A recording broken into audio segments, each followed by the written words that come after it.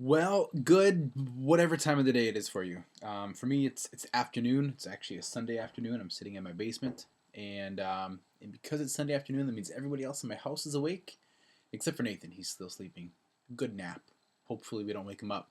So you might hear some noises and stuff of floor creaking and people dropping stuff. My girls are cooking dinner upstairs. So that's you're entering my world. You can't see it, but you can hear it. So yeah, so we're going to go through the Senate and House of Representatives. I put it in that order on the title because it sounds better than the House of Representatives and the Senate. For some reason, in my brain, it rings nicer. But we're actually going to go in the backwards order. We're going to talk about the House of Representatives first. That's section 10.2 of your text. And the Senate, which is section 10.3. So we're going to go pretty quickly. I know the lecture 6.1 was a little longer than I wanted it to be.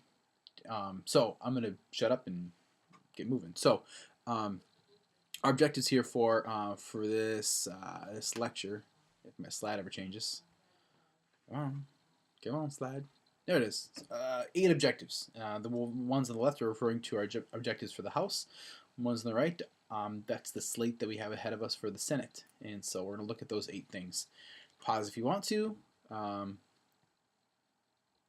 read those on your own. So obviously, when we look at anything with the House of Representatives or the Senate, we're going to refer to the Constitution first. It's our foundation. That's the document that describes and defines exactly what our legislature looks like. And so Article 1 is all about the legislature. Sections 1, 2, and 3, as you can see there. Section 1 establishes the legislature. It's very short, very brief. Section 2 is quite a bit longer. And Section 3 is I think it's even longer than Section 2. But obviously, the 2 and 3 define each of those. I missed a. Yeah, that's better. So let's turn to the House of Representatives. So Article 1, Section 2 says that establishes the Congress, and so we refer to congressmen as members of the House of Representatives. Congressmen or women, we call senators, and so.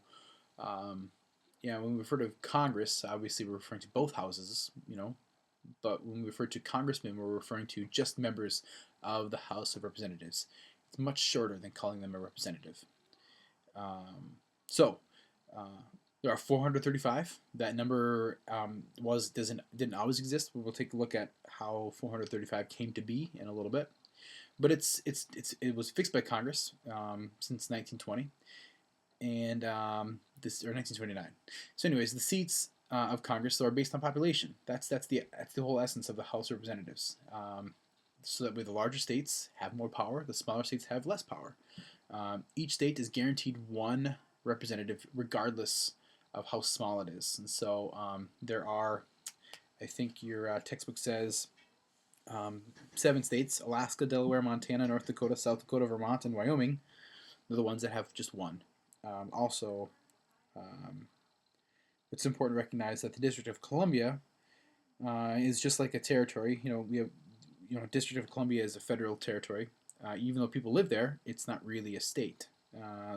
People do live there, and so the representatives, well, they're not really represented. They have a delegate, but they don't have full-fledged members. They don't have all the rights and powers and such of a representative.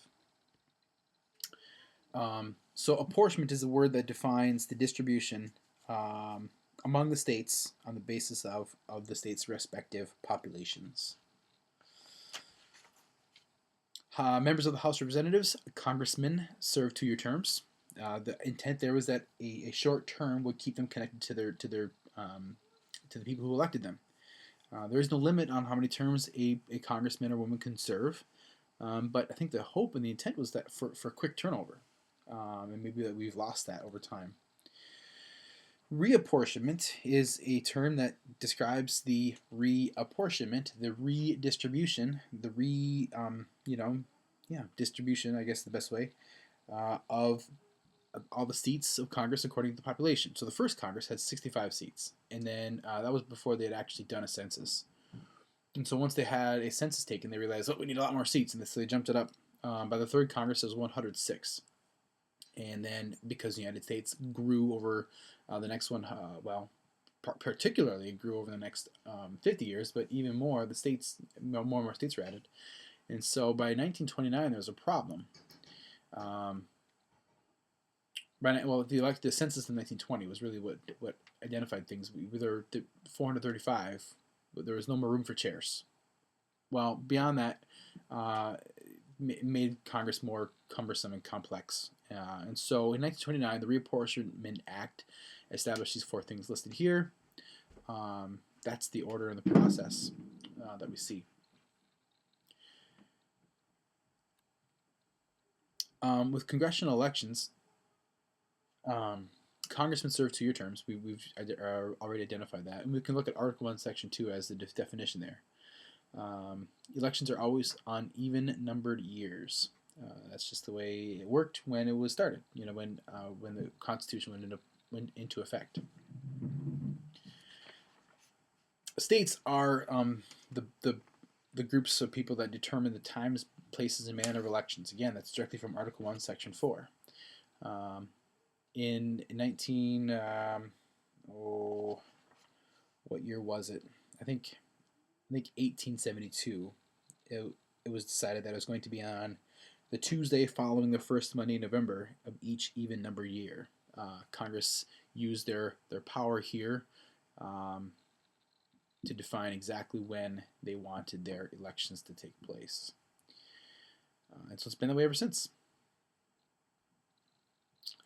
What's interesting, though, is because elections are every 2 years, we have presidential elections every 4 years. We've already looked at with voting and the election process, we learned that voter turnout is always lower on these off-numbered or off-year elections. But these are the ones that occur in the even-numbered year between presidential elections. And that graphic is right there. It's directly from your textbook on page 269. It shows that, particularly, far more often than not, the party in power, which means the party that has the president in the Oval Office, loses seats in these off-year elections. And so it's important to recognize. It just happened recently. So that's an important statistic to keep in mind. And it's funny that it happens that way. Everyone's so excited about the president, and then when the person actually starts doing the things that he does, maybe some people aren't as happy. So that's that. When we talk about congressional districts, it's important to recognize that the districts, there's nothing in the Constitution that says what a district is supposed to look like. Congress has made laws about the size and scope of districts and what they, that they should be as small as possible and whatever. That's kind of often ignored. We'll talk about the look of districts in a little bit. This slide here describes a single-member district as opposed to an at-large seat or district. Largely, I want you to understand that this is kind of irrelevant, but these terms are in the textbook, and I thought as long as they're they're being pointed out, I'll talk about them. But every district in the United States is essentially a single-member district, which means that when people go to vote, they vote for a number of candidates from their district, and they only vote for their district.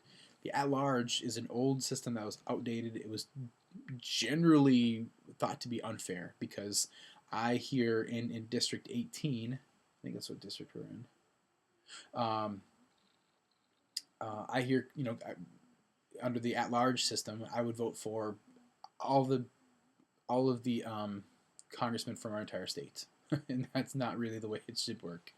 It's not exactly a direct election if that's the way it works. However, something that is more relevant is the understanding that with the House Representatives, the intent is supposed to be such that one person is one vote. That's the whole concept. Each seat is 650,000 people. That's the average. However, how do we maintain that one seat or one person is one vote? Over time, because states are the bodies that draw districts, state legislatures, depending on who's in power in the state legislature, can redraw districts to strengthen their party. And so gerrymandering is the term that it started right away. In the first the first couple years of existence, um, we saw how this looked. And their textbook has a really cool picture of the original gerrymander, which is a district up north of Boston in Massachusetts, where it was drawn in such a way that it resembled, a salamander or like some sort of dragon. And there's this little image down here at the bottom that I'll show you a little bit bigger in the next slide. But understanding that gerrymandering takes two forms, right? Drawing of districts to concentrate opposition to one or a small. Again, it's a typo. Um, um, to one or a few districts. Oops. Or drawing districts to thinly spread opposition across many districts. The idea there is again to increase the party in power over the party that is in opposition. So here are a couple of more recent graphics of the look of congressional districts. And if truly population was to be spread evenly, they would look maybe something like this. This isn't bad. But then in 2004, I think Texas gained a seat, and so it completely redrew this one here in orange.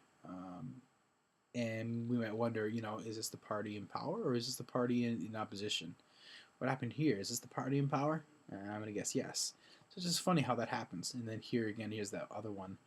Clearly, there's something that's going on here. And the general understanding is that these districts, this represents, either the party in power or the party in opposition, being spread out thinly.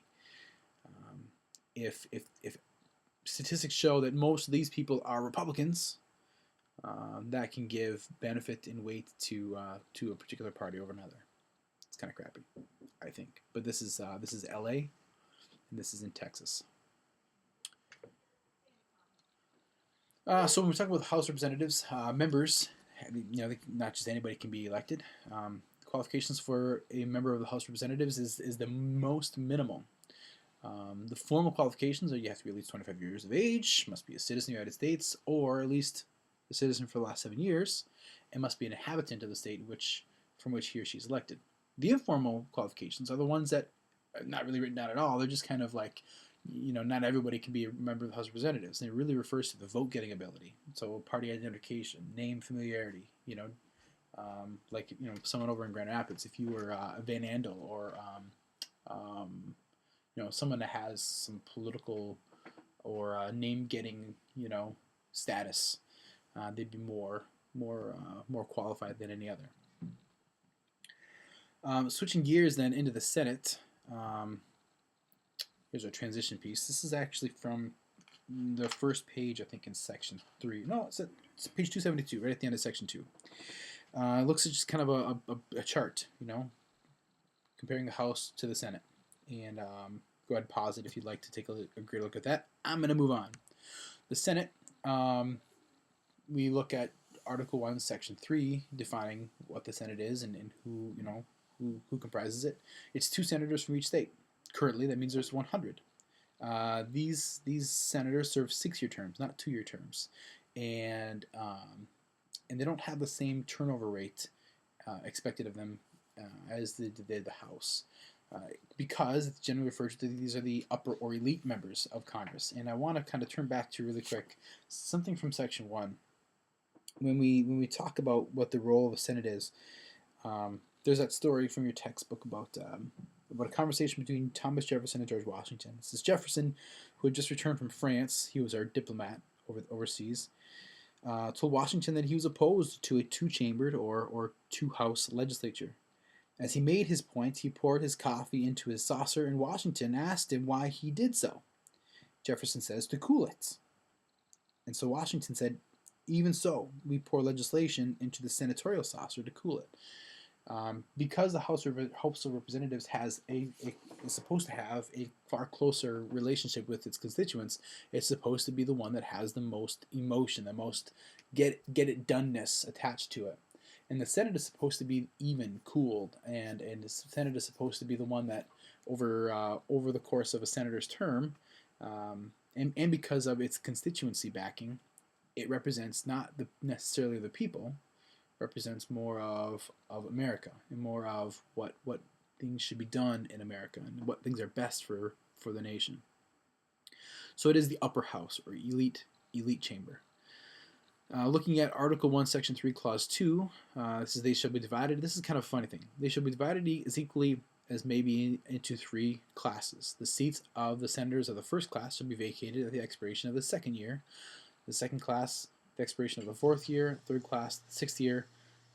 So that 1/3 may be chosen every second year. So now we have an election every 2 years.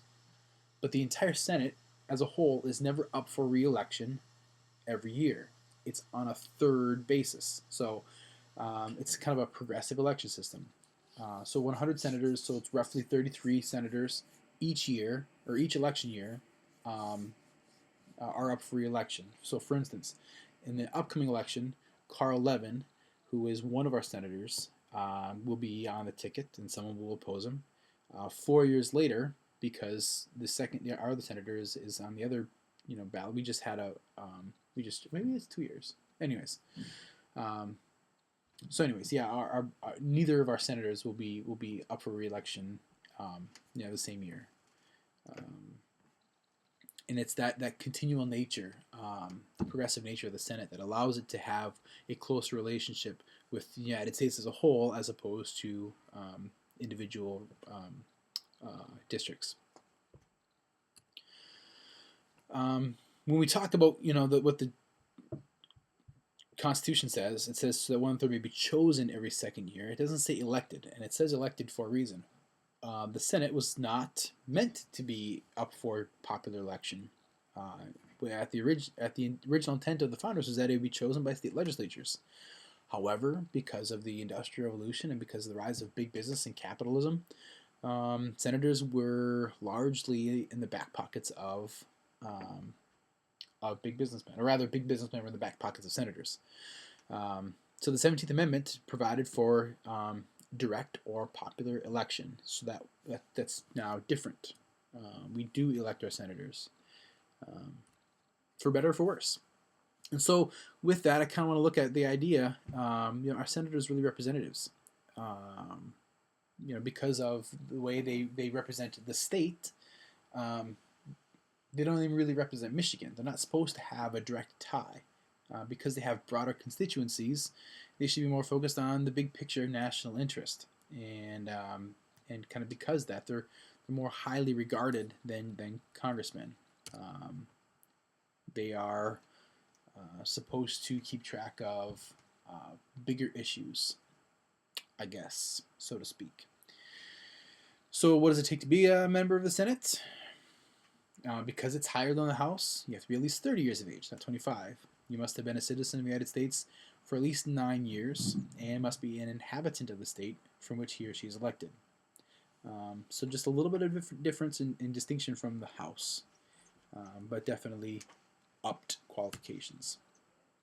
So in review, these 3 kind of are the big points from the House of Representatives. I won't read those to you. Pause if you want to read them. And then in review, here is the Senate. Okay. Again, you're a good reader. So take the opportunity now, after taking a look at that, or as you're going through, to make sure that you're attaching yourself necessarily to the study guide and reading guide. Our next lecture will be on Congress. Let's see, what's chapter 11 is the powers of Congress. So we're going to look at hopefully all 5 sections in one lecture. I don't want to break it into 2. So stay tuned for that.